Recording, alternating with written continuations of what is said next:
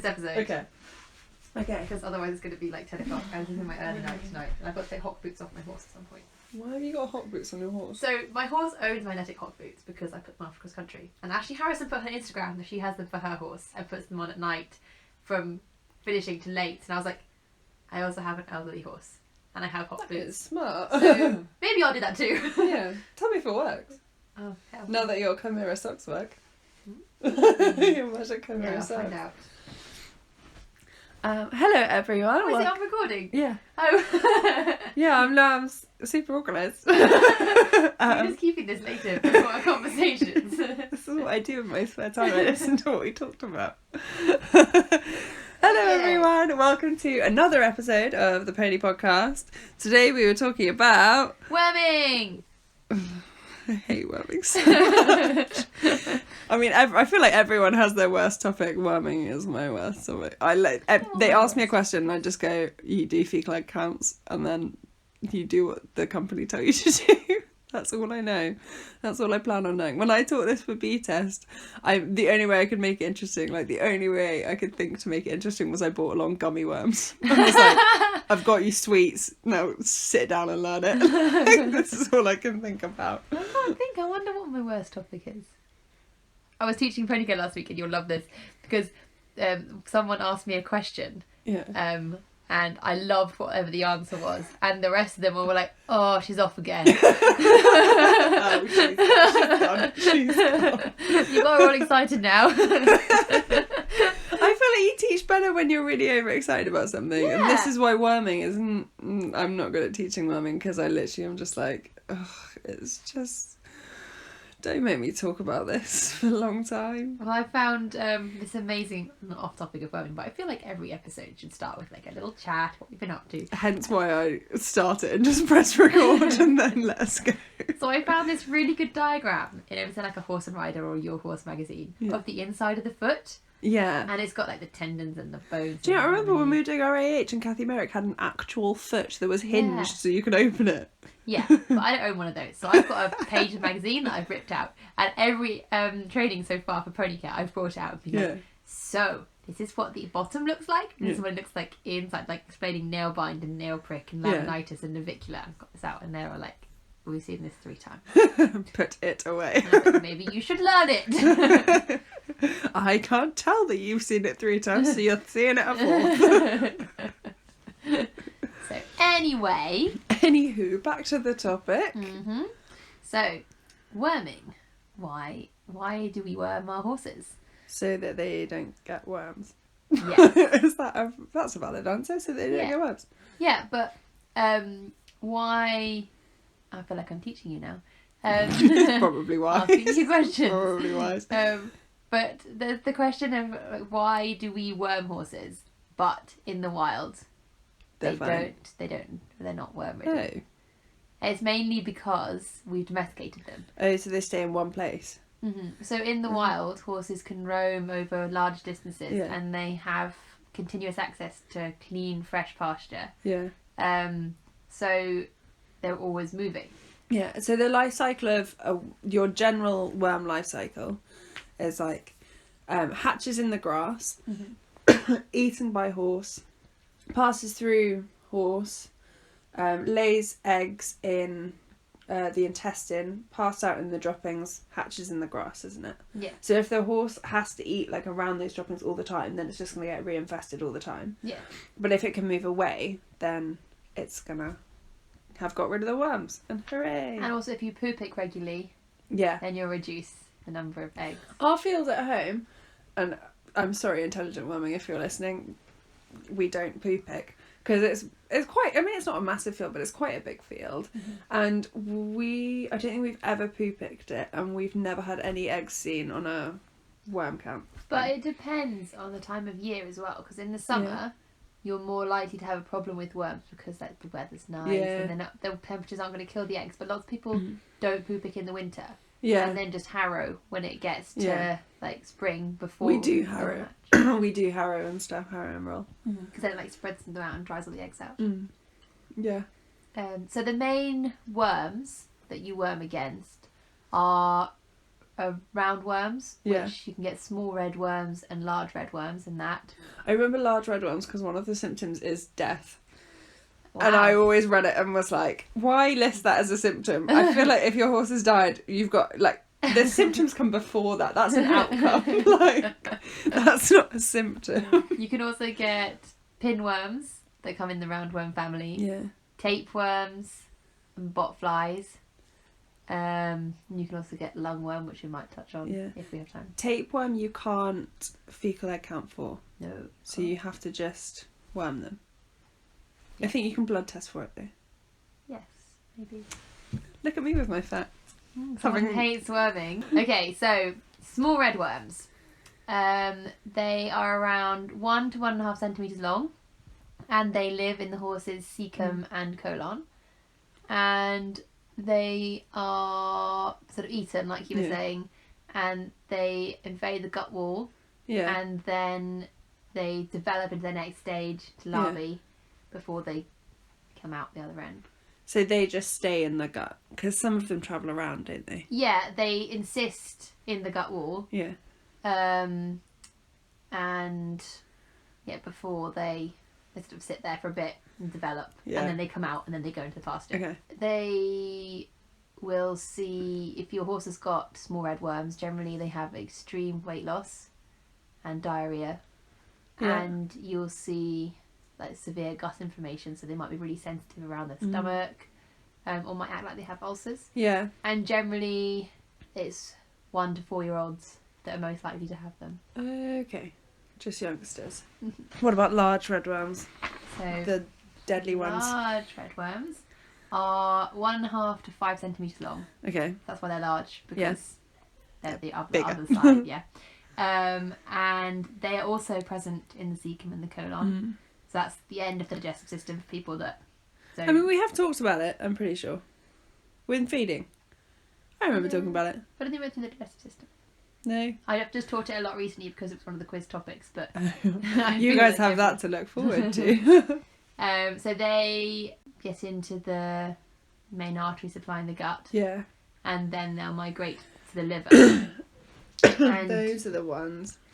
That's why they're really bad, because they like damage the artery supply. So all the blood supply. They're so big. So if they're 5 centimetres long, if you think, it doesn't say about their width, but if you think about the size of an artery, Yeah. if you've got something 5 centimetres long in an artery, Yeah. that's a big thing to be swimming around in there. Yeah. Like, it's not good. Yeah, that's gonna clog you up. No end. They're generally a lot easier to control than small red worms. Yeah. But, like we're saying, larvae that get into the arteries can cause blood clots and colic. But there are 2 types of large red worm. Okay. So the one we've just spoken about are the stronglies. Yeah. But you can also get parascaris, which are the 2 different species, and they're larger than the other ones. And they are up to 40 centimetres long. 40. 40. That's not all right. Do they do the same thing, presumably? They're found in the small intestine, and they migrate through the liver and the lungs, which can cause coughing. And because they're so big, if they get into the gut, they can cause blockages.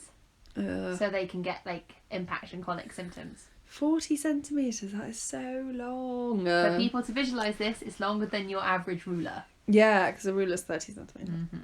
Oh, that's cool. The adult females of this type produce millions of eggs, and they're really resistant to the environment. So they just kind of keep... Yeah. If you've got these ones, you're in trouble.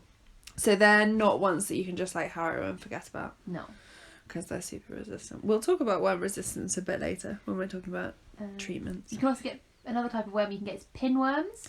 They're the ones that like dogs get, and when you see dogs scratching their bums on the carpet, that's what they've got. Yeah. Okay. So we had a Shetland that had them. Ugh. And my mum thought there wasn't something right, and she was worming him, and she's like, oh, it still looks like he's got worms.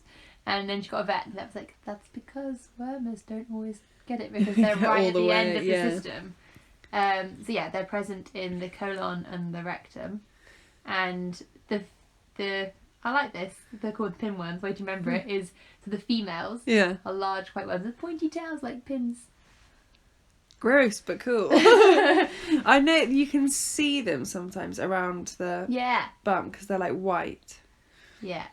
That's how I remember pinworms. So the females lay their eggs around the anus, which is why they get increased itchiness. Yeah. And they kind of, their treatment is to do with hygiene. Yeah. Rather than worming.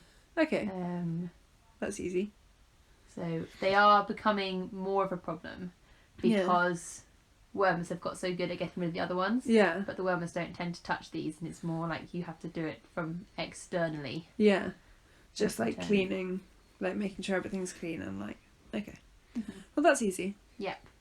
Easy to remember. You're welcome. Yes. So tapeworm was on our list.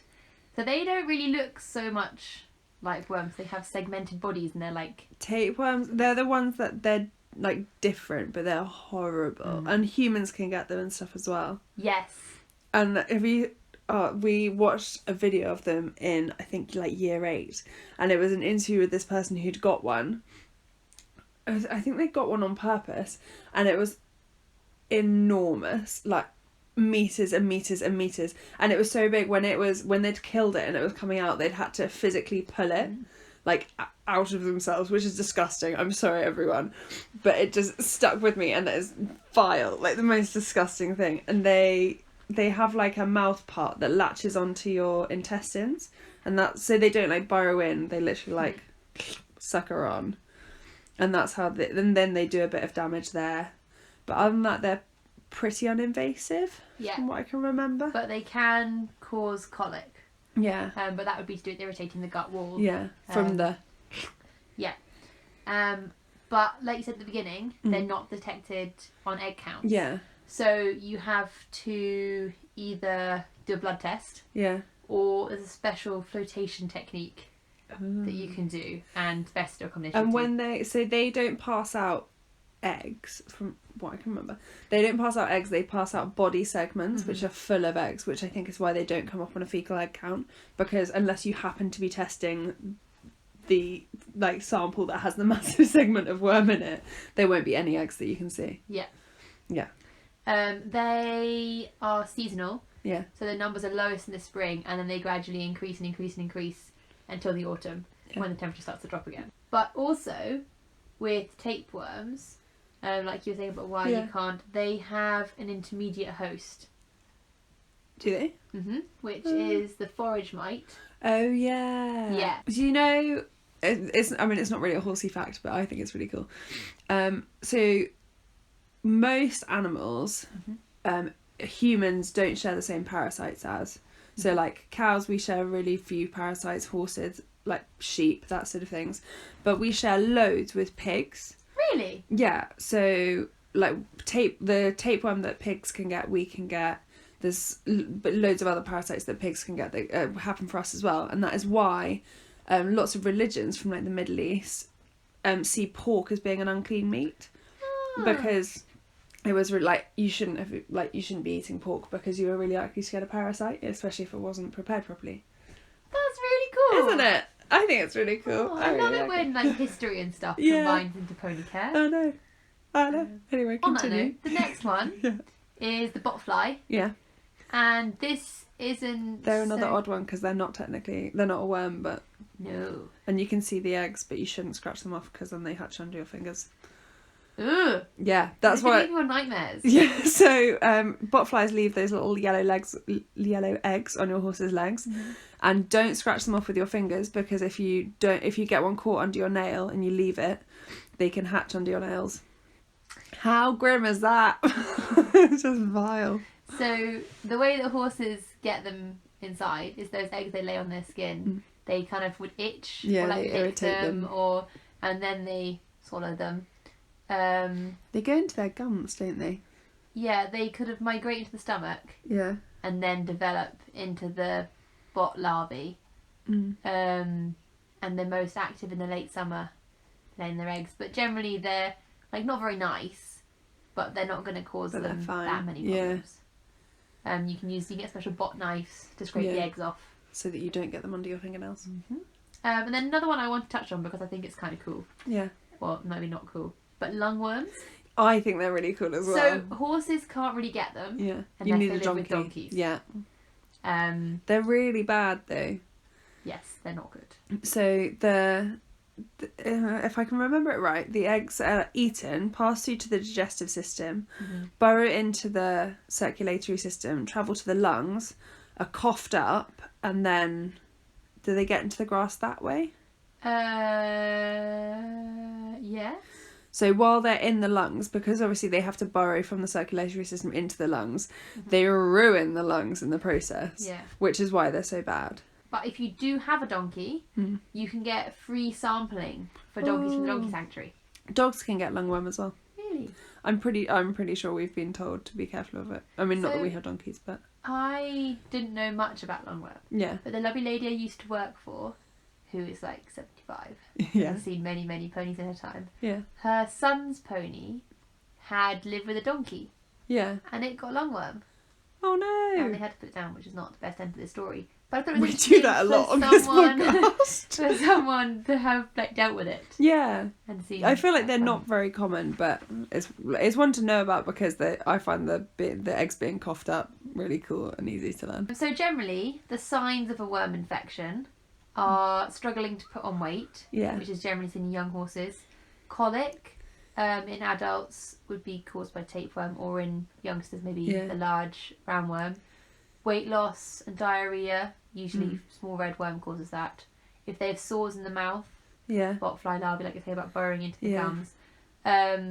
Coughing might be migration of large roundworm, or itchiness around the tail would be pinworms. They're quite kind of logical symptoms, aren't they? Like, if your horse has worms, then it's going to have some digestive distress. So you're going to have problems with the general feed routine, whether they're sore somewhere or whether food's going out the other end very quickly or whatever's happening. So, moving on to controlling worms. Yeah. So, would you like to talk about worm resistance? So worm resistance happens when you feed your horse a wormer and it's meant to kill all the worms, but because of evolution, some worms mutate and have a resistance to the wormer. They survive, and then that wormer doesn't work for your horse anymore. And it's a really growing problem, and it's really bad because it means we're running out of wormers now that work, and we're going to end up in a similar position than we are with antibacterial resistance in hospitals and stuff, where we're going to have worms that we can't treat for because they're resistant to everything. And a way you can combat this is by using a program like Intelligent Worming, who you take a sample of your horse's poo and you send it off, and they see what worm eggs they can find in it, and then if they do find any, then they test wormers on those eggs, see what kills them, and then sends you the right wormer and the right dosage so that you kill everything and you don't leave any resistant worms left over. Or you're really lucky like we are and you have no eggs seen, and then you don't have to worm your horse, which is really good because wormer is literally poison that you're putting into your horse. It's also quite expensive. Yeah, there's that as well. But you do still have to worm for tapeworm because tapeworm is bad. So with your worm control program, there are 4 principles that you need to follow. So you need to have a good plan, like you're saying with your intelligent worming. Yeah. You need to be able to test. You have to test regularly, you're saying, and then manage your pasture, and dose accordingly. Yeah. So you make sure you're dosing for the weight of your horse, and not like you're not just doing a blanket, like every horse has a 400 gram thing. You're making sure that it's the right weight for the horse you're dosing. Yeah. But your worm control plan doesn't necessarily need to just include egg counts. Yeah. It's also being careful of other factors. So, for example, young horses, and 1 to 4 year olds are more likely to have worm burdens because they live out so much, and you want to take that into account. And they're also often the highest egg shedders in the field. And you also want to be careful with new horses, with turning them out with others, because if that's got a high worm burden and you turn it out straight away, pumping worms into the paddock. Yeah, so you want to keep them stabled maybe for 48 hours, or put them on a field that's already been grazed and is just about to be rested. Yeah. Or grazed by sheep. Yes. We'll come on to that later. So your test is good, but you're saying it doesn't detect tapeworm, or bots, yeah, or pinworms, or incised small red worms.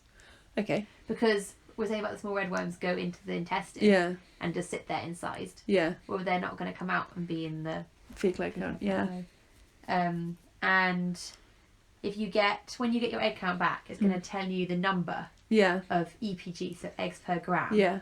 And the cutoff for worming is about 200 to 250. Yeah. So if you get an egg count back and it says 100, Yeah. don't panic. That's not actually A big big number. number. Yeah. It's just a little bit. Yeah. Yeah. We've had 0, but sure, whatever. Sure. And also, if it does come back high, sometimes, because they only take a small sample of the dropping sample you send them, it doesn't mean that your horse is riddled in worms. Yeah, it just means that bit had loads in. Yeah, but equally, don't use that as a reason not to worm them. Yeah. You're meant to take at least like 5 different spots over the poo. Mm-hmm. And that way, at least they get like a fairly representative sample. You want to carry out your egg counts in spring, summer and autumn. Yeah. Preferably. Did you have to, when you did your bee test, did you have to learn a worming program? I had to learn the wormers.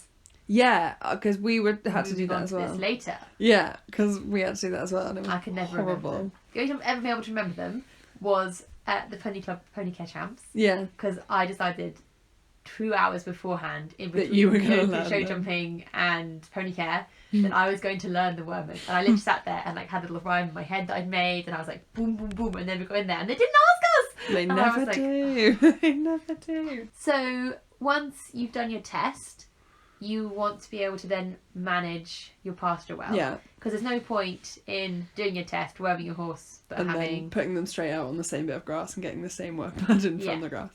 So poo picking or grazing with cattle and sheep. Yeah, and that works because cattle and sheep don't support the same parasites that horses do. Mm-hmm. So if they eat the eggs will just die inside them, and then whatever like they put back onto the pasture won't have any eggs in it. Mm-hmm. So it's like I was saying with us and pigs, that we support the same ones, but cattle and sheep, because their ruminants, don't support the same ones. Yeah. Just to tie my little random fact in. Not very well. It's a bit tenuous, but you know, we'll make it work. You also want to rest the pasture, but it has to be for at least 3 months. Yeah. Because the UV radiation sunlight will kill the eggs. Yeah. Also, if it's hard frost, that'll kill the eggs. And harrowing will dry the eggs out, and that'll kill them. Yeah. So if you could do all those 3 things, just leave it, make sure it's cold and harrow it. Get out your handy sun that you keep in your pocket for the UV radiation. Yeah, don't go around with like a UV light, because that's too time consuming and probably not worth it. A little sunbed. You also need to make sure that you don't overgraze the field. Yeah. Because that will make a difference. Yeah. So moving on to dosing. Yeah. You want to select the correct wormer for the type of worm, which we're going to go on to. Use the right dose, weigh them accurately, and don't underdose. No. If anything, overdose. Yeah. So but not too much. So if you do a weight tip on your horse and it comes up as, I don't know, 475. Yeah. And the worm was only in 50 intervals. You're better off dosing for 500. Yeah. And that's goes back to resistance, because you want to make sure you've killed everything. Instead of giving them too low a dose and leaving some alive, you want to make sure you've wiped out everything that you can, so that nothing can develop a resistance to what you've just given them. Possible drugs that you can use, they come in 3 classes. So the class 1 drugs are ivermectin and moxidectin. Yeah. Class 2 is a fenbendazole. Yeah. And class 3 pyrantel. What was your rhyme? I think I just went through them in my head. Oh. And was like, I don't know, tapeworm for this, whatever. You can also get tapeworm. The tapeworm specific one is praziquantel. Yeah. And you can also get combination wormers, which generally are ivermectin and praziquantel and moxidectin and praziquantel, because then it has the tapeworm one in it and other things. And if you're going to look for a type of wormer and you know what drug's going to kill the worm, go in and ask for that. Don't just go in and be like, I need a Quest, or I need a Strongoid P, because there might be a less known one that's cheaper, which would be good. And also at the end of the day, it's not that brand that's going to kill the worm, it's the drug that's in it. And I would imagine brands do different sorts of wormers. So if you say, like, I want an Equest wormer and they give you the wrong type. Yeah, that's good. Yeah. So ivermectin works against adult redworms, roundworms and bots. Yeah. The dosing interval is every 8 weeks, but there is increasing resistance in this. Yeah. So probably Be careful with not it. the idea with that. Want to find something else if you can. Yeah. Moxidectin is another one that's useful against adult redworms. There's also in size small redworms, roundworms and bots. That has less resistance, so you go for that one. And also a dosing interval of 13 weeks. Okay. So a bit longer in between. And that's like an Equest, usually. Fenbendazole is another one that's used against... Love that name. too. I love all these, like, they sound so It's a name that sticks in your head because you sound really professional when you're like, oh yeah, it's the Fenbendazole. This one's against adult redworms, incised small redworms and roundworms with a dosing interval of 4 to 6 weeks. But this has widespread resistance, so if you can try and stay away from that one, probably good. Find something else. Pyrantel is another one that can be used for redworms, roundworms, and also tapeworms, but with a double dose. Okay. Because they're bigger and then you want to kill them. And has a dosing interval of 4 to 6 weeks. And then your praziquantel... That seems like a really small dosing interval. Like, it seems like you're going to be going through a lot of wormer for that. Yes. But generally with the ones that are 4 to 6 weeks, it's usually over the summer. That's when you want to do them. Yeah. But if you're doing your fecal egg count, your vet will tell you when you need to have another one and reworm. They're great. You just get a little packet in the post with your wormer. And praziquantel is the only drug that is only used against tapeworms. Okay. And that's really good because there's little or no resistance. Perfect. And it's also really useful when you want to just target the tapeworms and you don't need to target anything else. Yeah. And that's like your Equitape. That's what you would go for with that. Yeah. And that's easy because it's easy to remember. Equitape, tapeworms. Yeah. Perfect. Is that it? Have we covered the whole thing? Yeah. Oh my goodness. See, that wasn't as funny as the travelling episode. Worming is boring. Like, the travelling episode was actually making me laugh as I was editing. It was funny. I was listening to the one with the interview with Kelly when I was mucking out and I had a little giggle at my babe does the show. Yeah, there's not as many. I feel like maybe it's because you can't be funny about worming. I mean, I feel like we should just and made like a worm song. A worm rap? No, Tess is giving me a really don't ever say that again kind of face. I think for all of our listeners, I'm going to speak for everyone when I say please don't ever make us rap. Listen to this voice. Do you think this voice can rap? Yeah, but then we can make it and some of our listeners, someone with a better rapping voice, could send it back to us sounding professional. I think you're being very optimistic. I don't think any of it. I think you're going all secondary school, cool secondary school teacher. Let's make a rap about Oxbow Lakes. Okay, so we can tell the teachers the most pony care round here. Yeah, no. I think a rap is a no. So on that note, that is the end of our episode. Yeah. Tune in for the next one where we'll be talking to Rosanna Walters-Simmons, who is a top 10 world carriage driver and sports psychologist. Yes. So we'll be talking to her about carriage driving, what it is, how you do it, and also top tips to deal with nerves as the competition season's ramping up. Yeah. It might be quite a long one, so maybe we'll have to do it in 2 parts. Ooh. Oh, that's exciting. Yeah, I did look at the questions and was like, oh, this will be a good one. I think maybe we probably won't be concise, let's be honest. No. Think about us. Ramble. Thank you so much for listening as ever. Please follow us on Instagram at The Pony Pod. Like our Facebook page, The Pony Podcast. Leave us a review on Apple Podcasts or Spotify because it will help other people find us and enjoy all our episodes as much as you guys all have. Hopefully. Thanks. And if you've got any ideas for future episodes, or if you can come up with a worming rap, then you feel free to DM us or email us or something. Oh, and another thing, if you do happen to listen to this in strange places, as I know some people do, Alex, take a photo of wherever you're listening and then put it on Instagram and tag us, and we'll repost everything that you tag us in on Instagram because we really want to see where you guys are enjoying our episodes from. All right. we'll see you next week. All right, bye.